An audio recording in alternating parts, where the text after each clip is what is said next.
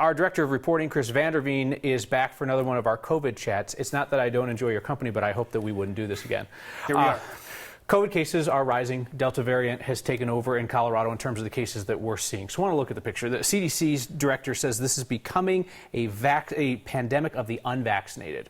When does that become a problem for the vaccinated? I think it's already becoming a bit of a problem for the vaccinated. You're going to hear a lot more about people who have been vaccinated, sort of wondering what more are they going to have to do to sort of address this, and seeing that a number of their neighbors, a number of people that they know, a number of people that they don't know have not been vaccinated.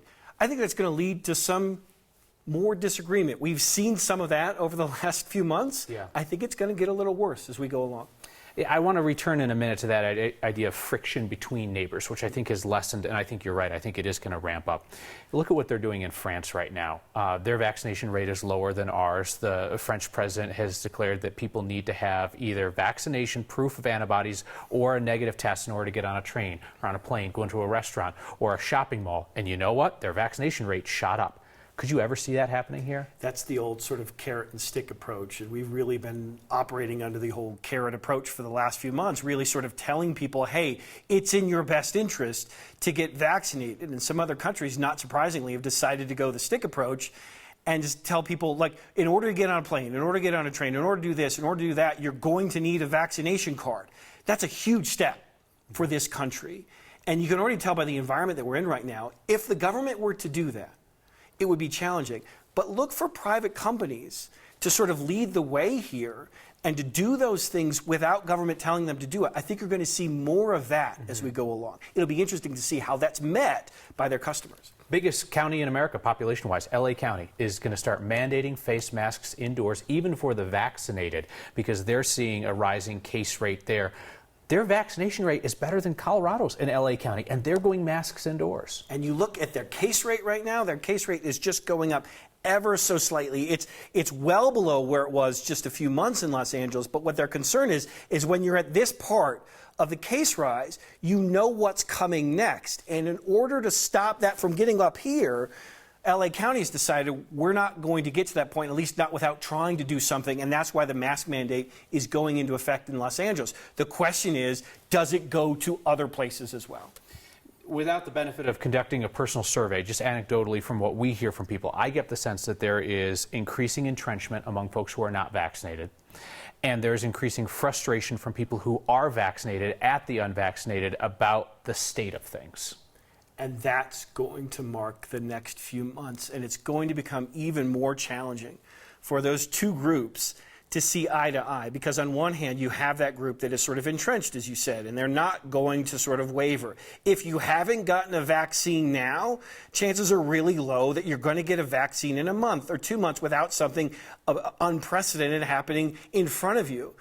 The challenge is for people who are vaccinated to look at them and say, you're the reason why, if mask mandates come back, you're the reason for that. You're the reason why cases are going up. We know cases are going up, not in vaccinated groups, in unvaccinated groups primarily. Does it mean that vaccinated people aren't getting sick? No, they are getting sick, but not at a level that the unvaccinated are getting. And that's going to lead to that friction that I would expect us to see in the months to come. And I mean, America does not need more tension between neighbors. You know, I mean, we have the Delta variant, which is now dominant in Colorado's cases. They call it Delta. It came out of India because India had an unchecked COVID situation.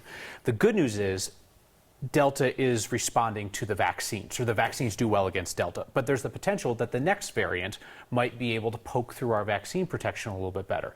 And what worries me is that variant is the Missouri variant or the Florida variant or something like that, that not only is it a health crisis, but it also becomes a societal crisis. Yes, and you have to wait and see in terms of what happens. Right now, the Colorado Hospital Association says that the Delta variant isn't making people more sick. It is putting more people into the hospital right now because of the unvaccinated population that is getting sick. And pockets of Colorado are starting to see some of those rises. But really the question is, what comes next? And where does that come from? I'm a little bit more worried about not in the United States. I know it's common for us in the United States to sort of look at Florida or Missouri or Arkansas or Mississippi and say that could be an area where a variant could come from. The chances are much greater that a variant's going to come from a country that has unchecked spread with 10% vaccinated population, 5% vaccinated population. That's where you're going to see some of those variants of concern really start to rise up. Because if it's simply a numbers game, you have far, far more people overseas who are not vaccinated, and we have much better health systems to get something in check. And it is a numbers game. If you look at COVID from the start of this, it's a mathematical equation, and you really want to be on the better side of it. Lastly, what do you want to leave us with? Are you hopeful about where things are? Are you tentative about where things are? I think we're at an interesting stage right now. We're sort of stuck.